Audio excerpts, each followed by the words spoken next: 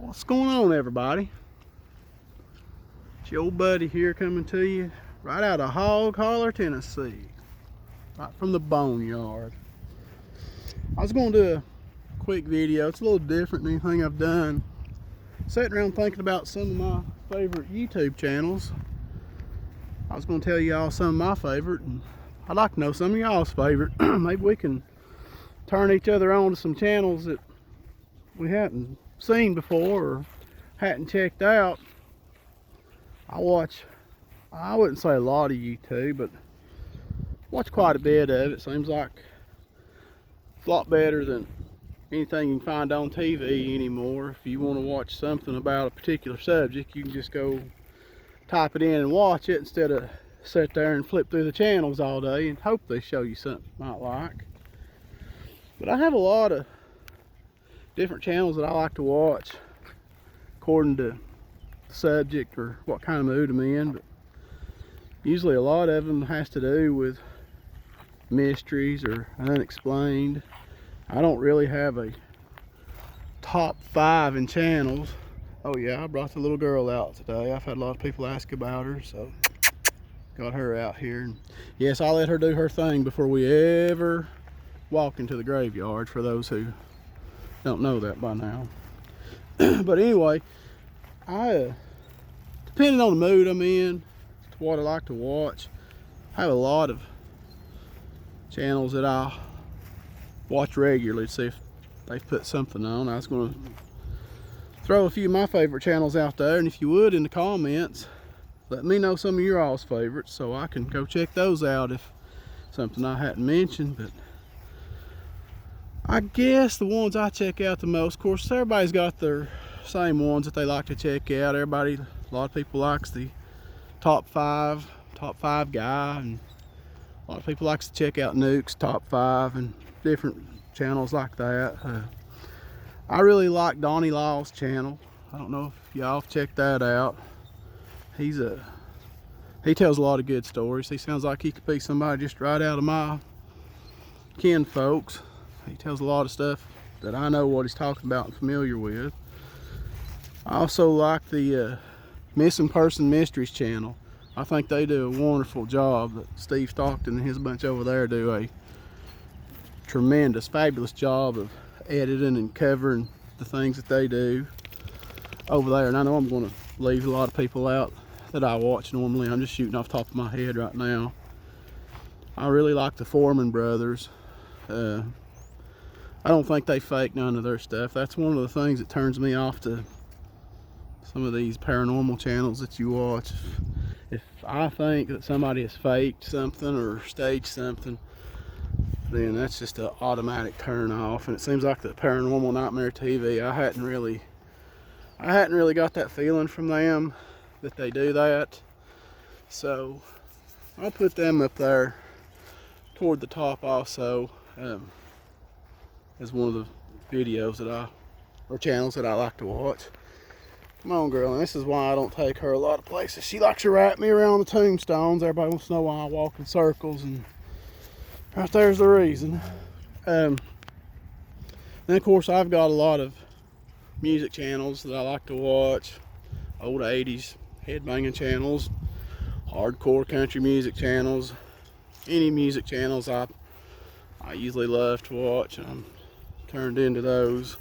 Concert channels, all that stuff. Yeah, we get that stuff back in the holler here. It ain't all bluegrass. It ain't all banjos picking deliverance music back this way. But you gotta love it, man.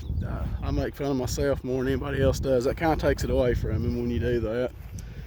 I don't know, there's a lot of other channels that I like to tune into. The guy over in Maryville, Scott Carpenter, his channel, he does some good work. Seems like he's up on his stuff and does his homework, knows what he's talking about. And gosh, I know I'm going to leave a lot of channels out that I absolutely love to sit down and watch and check out. There was another guy in Knoxville, and I used to really love his stuff. He done a lot of he goes to a lot of interesting places, but like I say, I caught him doing some shady stuff, you know, throwing rocks to make noises happen somewhere else, and you can kindly tell when somebody's standing there and all of a sudden you see the camera do that, and then you hear something in the woods, you kind of know what's happened. It doesn't take an investigator long to figure out what's going on. You don't even have to be an investigator. Speaking of investigating, I watch the Shape, his stuff, because I really like to watch these people get busted that are faking their stuff on YouTube, and he does a good job of that. She's wanting to get over here. We're walking where these holly leaves fell, and she is not liking it. Come on, girl, let's get out of this. But he does a good job of busting people on YouTube, and I just love to see some of those people get busted. And I don't want to call out no names or start no war with nobody. We all know who they are, and it's funny that some of the most popular ones are the ones that fake the most stuff, and I know a lot of it's for entertainment purposes, and a lot of people just want to be entertained from it and want to be scared, and that's fine, but I feel like you should be honest with people and sort of put that disclaimer out there instead of lead people to believe what you're seeing is actually true and actually happening. Not been a big fan of that, and a lot of people try to mislead people, and I'm not a fan of that either. If I tell y'all something I've heard or seen, I want y'all to know that I've heard it or seen it. I don't want to be one of these people that winds up on a busted channel for anything. So the best thing to do is just be honest and try to tell the truth. And I may get my dates wrong and names wrong and stuff like that, but I do try to recall it best I can, how I remember it. A lot of it I was young and was a kid, so it's hard to remember a lot of stuff that I've seen or done or been through, different stories. Speaking of which, talking about YouTube stories, I remember when I first made my first video, I was standing right over there. I done that video, and it was just going to be a throwaway channel. I wasn't going to do any more videos. I just wanted to let people knew what I knew, and just put that out there so it'd be floating around out there, and that was going to be it. I had no intention of ever doing anything else, and a lot of people started commenting, wanting to hear more stories and tales and more about the wild men in the woods, and I knew a lot about it growing up here, so I went ahead and told it, and this little channel's growed, and I appreciate y'all for that. A lot of people tell me I'm trying to make money off of somebody's tragedy, and I don't make a dime off of any of this. I don't get paid in any way or do anything. I don't have a Patreon, and I won't have one. And the commercials you see at the first is just something YouTube puts in there. It's nothing that has to do anything with me. So I don't make anything off that other than just want to reveal what I know and what I think. But speaking of that first video, I remember looking up about wild men back when I first put that out. And there just wasn't a whole lot on there. There's a lot about Bigfoot and different things, but as far as just these wild men went, there wasn't too much on there at all. And I don't know if you'd say I'm to credit or if you'd say I'm to blame, but now there's all kinds of stuff on there, TV shows, and a lot going on talking about it, and it's sort of blew up. So, like I say, I don't know if I can take credit for that or take the blame for it or what, but it sure has taken off here in the last 2 years about these wild men living in the parks. And hey, if that keeps people on the trail, keeps you from wandering off the trail, that's great, because I don't want to see people getting lost, especially up in these Smoky Mountains, man. Those are the oldest set of mountains around these United States, or so I've been told anyway. They sure are creepy and spooky, and they sure do hold a lot of secrets, a lot of mysteries. a lot of unexplained stuff goes on up there, and that we'll never be able to understand. The Indians didn't understand it, and we won't understand it. Speaking of which, brings me around to somebody had turned me on to this lady's Facebook post. And I looked at this probably about a couple of months ago, but the post was actually probably a year old. But her and her friend had been hiking on a trail up in the Smokies on the backside, just on the other side of the Clingman Dome Trail. As you start off the back right there. And I can't think of the name of it right now. But anyway, they decided they was going to get off the trail because somebody had told them that there was a beautiful waterfall back in there. And they had gave them at such and such so many miles back in there, 1.5 or whatever, you leave the trail to your right and go such and such so far. And then I'm just making all this off the top of my head. I don't remember what the coordinates was. But you'll find this beautiful waterfall.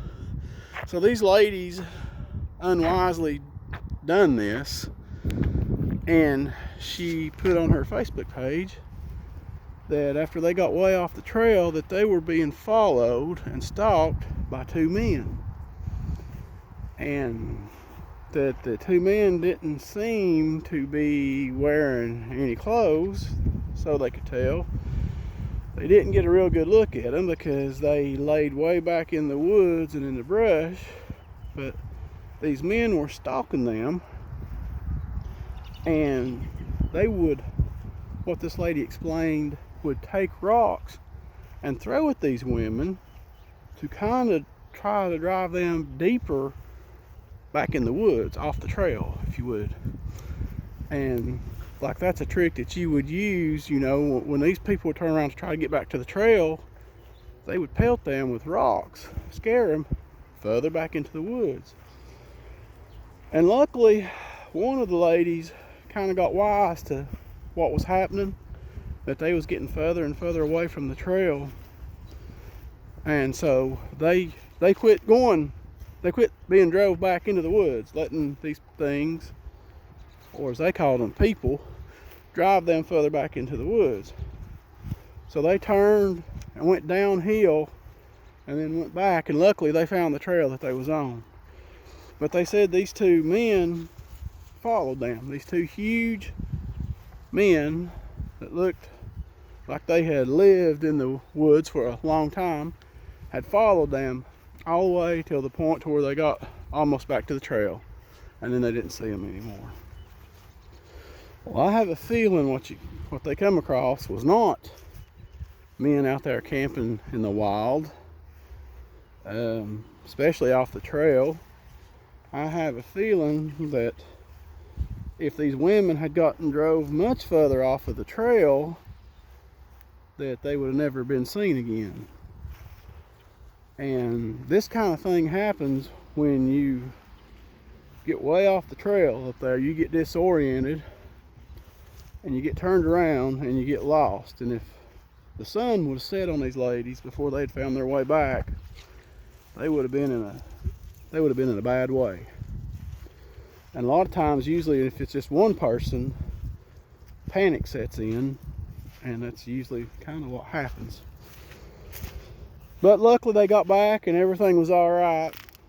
Supposedly this lady reported it to one of the park rangers, and of course they said they would check it out. And she said she's never heard nothing else from them. So, like I said, that's been about a year ago, if I got the date on the post right. But anyhow, people, if you just would stay on the trails, trust me, you don't want to run into anything like this at all. Back there in the middle of nowhere. It don't matter if you're a man, woman, or child, you do not want to run into something that's this wild, that's this crazy, and who knows what kind of ungodly things they would do to somebody. But don't want to scare nobody away from here either. Don't want people around this area, if they find out who I am, hating me more than they already probably do. I know we've got some we got a few Facebook channels around here about the Smoky Mountains, and anytime somebody puts South Force 10 in the comments, it's deleted immediately. So it's bad for business. Nobody wants to bring their kids here to get eaten by a bunch of wild men. So anyway, enough about the wild men. I'll do another video on those. Those seem to be the most popular ones, and I remember a lot of stories about it when I was young. Can't remember a lot of details, but I do remember a lot of the stories being told growing up when I was young and stuff. And I was thinking back about a month ago. I was talking to one of my distant cousins who had a grandmother that and this was common for people to do during Christmas and birthdays, and she was talking how she always got a ball of yarn for Christmas and for birthdays. And I remember their side of the family doing that, because I would go over to some of the guys' house and we'd use them for baseballs, and we'd hit them in the gutter and in the creek, you know, and they'd be lost and gone. But they had bukus of these balls of yarn, and everybody kind of thought, you know, it's a cool gift. It's something, you know, it's inexpensive. You know, the older people are on a fixed income, so that's, you know, that's okay and that's fine. They're fun for the kids to play with. Well, she said that one day that she's got a new cat, and the cat had gotten a hold of one of those old balls of yarn that she had put back. I think she said she had tied up some tomato plants with some of the yarn, or tried to, and it's rotten, but had laid the ball down, and the cat got a hold of it and was playing with it and had unwound the whole ball of yarn. And inside that ball of yarn was a letter from her grandmother, and it was a pretty lengthy letter, and it touched on how proud she was of her and different things, you know, that a grandmother would write a grandchild that they was proud of and wanted to see grow up and become something. And of course, then your mind goes back to all the other yarn balls that you've lost over a period of time, and all the letters and notes that was in those. And that was pretty common to happen around this area back in those days, was to get these balls of yarn from these folks, and they would put notes and letters in them. And as you grew up and got older, you would find these notes if you held on to your yarn ball. So I thought that was pretty cool. You know, she was one of the only ones that I know, the cousins, of course I lost touch with the others, that probably held on to at least one of them. I think she thought she had another one in the attic, but I thought that was pretty cool. Pretty cool little story right there. Somebody give you something and years later you actually find a note from them. But I wanted to get on here and touch bases with y'all. Hadn't talked to y'all in a while. And if you would, don't forget to tell me what your favorite YouTube channels are, because I get bored sometimes and like to look at different stuff and different stories, and a lot of times you run out of stuff and you don't know what to look at, and you just kind of take a gamble. Some of it's good, some of it's not. But I really like to get on there, and if I can find something interesting, then I'm right down the rabbit hole, I go with it too. But yeah, if you would, in the comments, tell me what you all like to see and what some of your favorite channels are. And I'm sure I left a bunch of channels out that I like to watch, and some of my favorite ones also. But if I can think of any more, I'll put them in the comments. I'm sure I can. But I will catch you guys on the rebound. I'm gonna get off from here and enjoy some of this beautiful mountain weather before it's gone. I'll hop back on here another day or two, guys, and we'll catch y'all later.